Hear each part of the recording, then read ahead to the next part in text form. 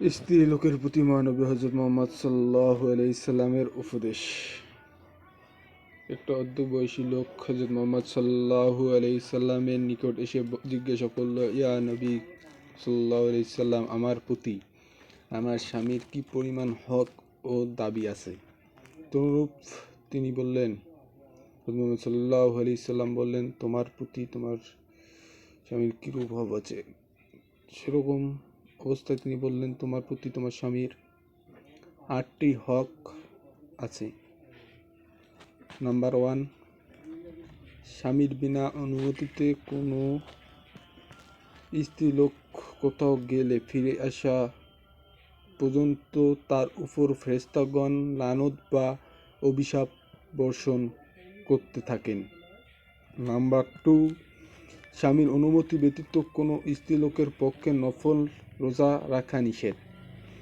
Number 3, যদি কোনো স্ত্রী লোক আসমান ও জমিনের সকল উদ্দেশ্যে সমতুল্য নেকি অর্জন করে থাকেন, সর্বোচ্চ স্বামীকে তার উপকারে কষ্ট পায়, তার ব্যবহারে কষ্ট পায়, আল্লাহ তাআলা তাকে হাত পা বেঁধে চেহারা বিকৃত করে দোজখে আল্লাহ তাআলা তাকে নিক্ষেপ করার আদেশ প্রদান করেন। নাম্বার 4,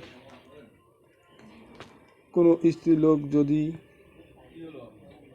স্বামীর বিনা অনুমতিতে এক রাতের জন্য অন্য বাসস্থানে বাস করে এবং অন্য স্বামীর এর জন্য স্বামী তার প্রতি অসন্তুষ্ট হয়, ক্ষমা না করে, তবে যতই ইবাদত বন্দেগী করে থাকুক না কেন সে দোজখী হবে।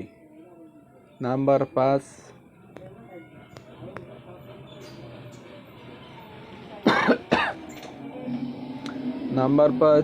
যে স্ত্রী লোক 5 ওয়াক্ত নামাজ নিয়মিত আদায় করে, রমজানের রোজা পালন করে এবং স্বামীর খেদমত করে,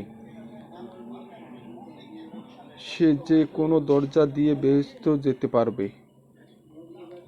নাম্বার 6, কোনো স্ত্রী লোকের স্বামী যদি তাকে সহবাসের আমন্ত্রণ করে আহ্বান করে, তার স্ত্রী যদি স্বামীর আহ্বানকে প্রশ্রয় না দেয়, স্বীকার না করে,